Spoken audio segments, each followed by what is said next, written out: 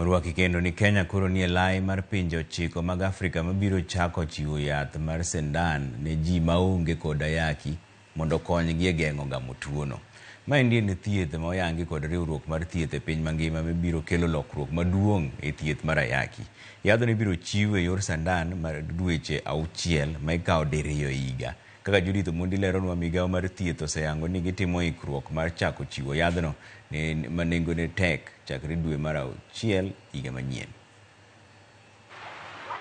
Ne en midhiero ma e higni mag 90 ne okelo liet e piny mangima ka e pachoka, to counties ma kaluo ahinya to ne oluom kendo oganda ne owito ngimagi e yo mane ocha kalore gi kaka kit tuoni ne galagala.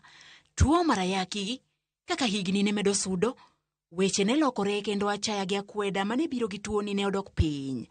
Yath ne obiro mar gayo tuoni, ka bende andila ne ji maonge ayaki ma kamoro ne chich ni ginyalo yudo ne obiro kendo ne konyo jopiny.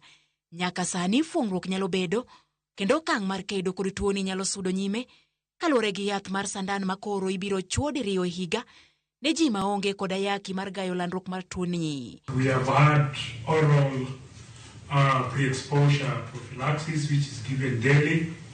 However, the challenge of daily PrEP is that you may forget 1 or 2 days, and therefore then the protection that you desire to get is not assured. This new innovation ensures that once you get the jab, you are protected for 6 months, and you go after 6 months for the next jab.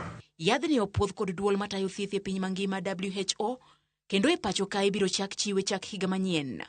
Piny Kenya en achiel kuom pinje 9 mag Afrika mane ogone gi tit mar chako chiwo yadhni.